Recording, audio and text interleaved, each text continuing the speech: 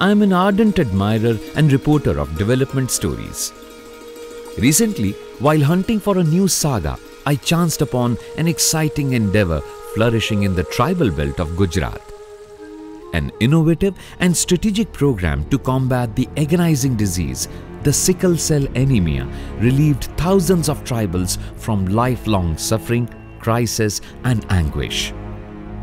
The initiative enhanced quality and expectancy of life in this underserved community. The interest grew as I dwelled upon deep in the captivating story. Ultimately, I landed in the tribal hinterland where the battle is on against the dreaded malady. But before proceeding, I acquainted myself with basics of the sickle cell anemia or SCA. SCA is a genetic disorder which afflicts oxygen carriers of the body, the red blood cells. Under the influence of the faulty gene, the RBCs become hard and sticky and look like a crescent or C-shaped farm tool called sickle. Lifespan of normal RBCs is 120 days, but the sickle cells live only for 10 to 15 days, causing a steady shortage of the RBCs in the blood. Hence, patient is always in the grip of severe anemia. This type of inherited anemia cannot be rectified through medication or any other form of therapy. Frequent jaundice is another curse. Some other signs and symptoms include joint pain and body ache, enlarged spleen, retarded growth, frequent infections, and hand-foot syndrome or dactylitis. Also, when sickles pass through small blood vessels, they get stuck and clog the blood flow. Due to increased hemolysis of RBCs, patients frequently suffer from severe jaundice and fever and also become prone to serious infections. In long term, vital organs such as brain, lungs, heart, eyes, kidney and liver may also show functional abnormalities. These complications, if not addressed medically, lead to death of patients. That is why 20% of sickle cell disease children die by the age of first 2 years and 30% of the diseased children die before adulthood. Due to its hereditary nature, the disease is incurable by any form of therapy. However, clinical relief can be provided in 80 to 90% cases. Going back to basics, those who inherit the defective gene from only one of parents are called sickle cell traits. Such children are otherwise normal and healthy, but can potentially pass the defective gene to the next generation. When sickle cell gene is inherited from both the parents, the child is diseased on having sickle cell anemia. Interestingly, the disease is confined to tribal community only because the sickle cell gene is an inherited natural protection mechanism to save tribals from malaria. Malarial parasites find it hard to enter a little rigid RBCs. In India, the first case of SCA was detected in 1952 among the tribals of Nilgiri Hills. However, in Gujarat, the first case was diagnosed in 1978 at Valsad. Obviously, Valsad was my first destination and the first patient was my prime choice. Bhavan Bhai Kusal Bhai Patel was a young man when detected with sickle cell disease by Dr. Italia, a private practitioner, after 6 months of misdiagnosis and mistreatment. Further investigations revealed a startling fact. His entire family was either sickle cell trait or in the grip of the disease. Further surveys ringed alarm bells. Estimates claimed number of sickle cell traits at more than 8,91,000 in Gujarat alone. And number of suspected sickle cell disease patients stand at approximately 67,000. As a quick response to the problem, a novel program to address this major public health concern came into existence initially in the 4 tribal districts of South Gujarat. Thus, Gujarat became the first state to integrate this specific health problem in the state government health services. Initiated during 2005-2006, the comprehensive sickle cell anemia control program of the Government of Gujarat planked mainly on 4 strategies. Mass screening at various stages of life cycle, prenatal diagnosis, counseling and awareness, and treatment and follow-up. Mission mode approach. To implement the strategies in mission mode, primary health centers, community health centers, general hospitals, medical colleges and NGOs were roped in. A systematic hierarchy and network was created. It was a delight to witness the exemplary work being done at the primary health center at village Vansda. This primary health center organizes regular screening camps at villages, and the simple DTT test is performed almost at doorstep of the tribals. Preliminary results are revealed at the spot.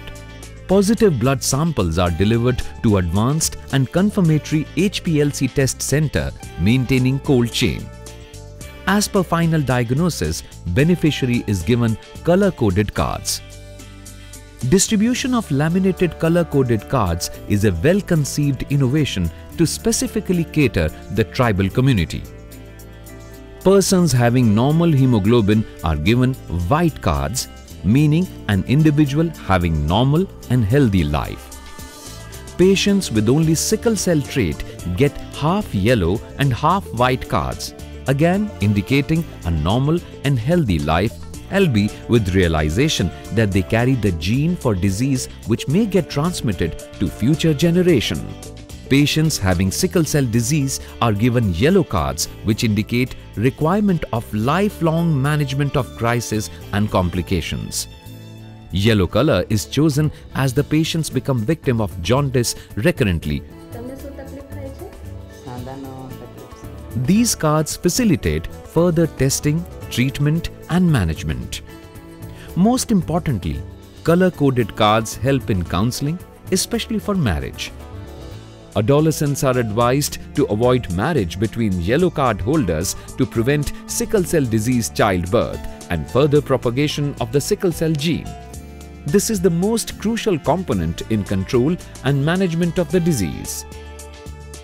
Similarly, marriage between 2 sickle cell traits, that is, half yellow card holders, and between yellow and half yellow card holders should also be avoided, as it may also lead to birth of sickle cell disease child and may also propagate the gene further by giving birth to sickle cell traits.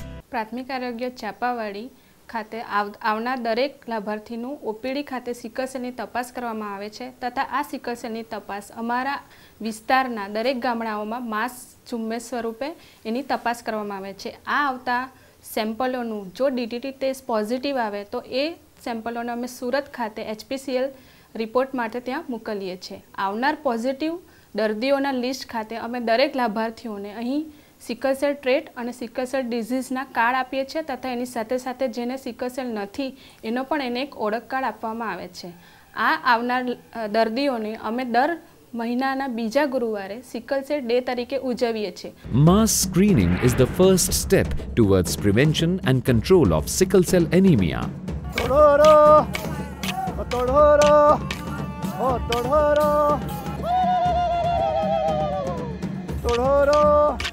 Oh, Sickle Sala, hey, Sickle Sala, hey, hey, hey, hey. Abdi kane, dawakhane amjaro. Sickle Sala campus se badauda. While visiting mass screening camp organized at Chickalwav village under PHC, I was enthralled to see the communication power of traditional modes. To create awareness regarding screening and management of the disease, tribals perform folk dances highlighting the importance of screening in their life. The dance is actually a sort of invitation cum announcement to visit the screening camp. Fellow villagers quickly grasp the spirit and throng at the screening sites. Counselors are another important means for delivery of messages across target group. Energetic and dynamic young multi-purpose health workers who act as ambassadors for creating awareness and counseling play a vital role in the implementation of this program.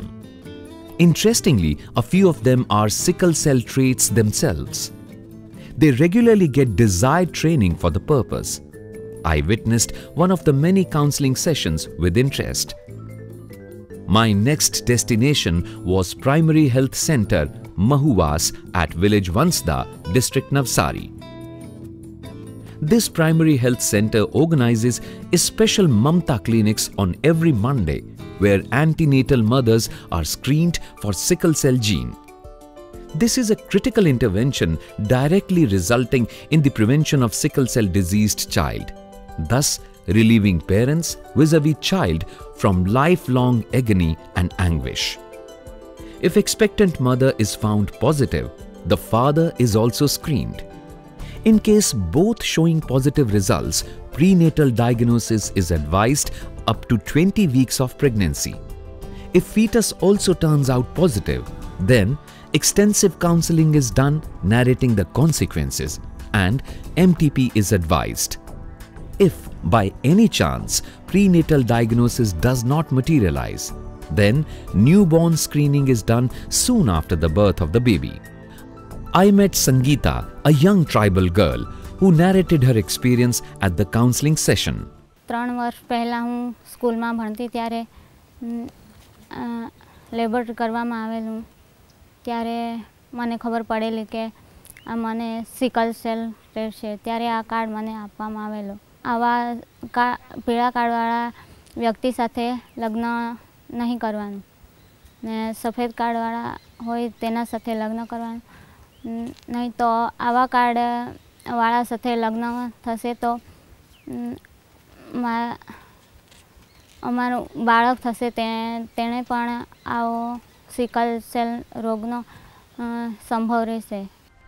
Effective counseling is the key to success of this program. Most of the counselors belong to the tribal community, as they can better understand the problem in social context and villagers have trust and confidence upon them due to long association and proximity. I accompanied Dinesh Bhai Bhoya to his counseling sessions, which for me was a thrilling experience.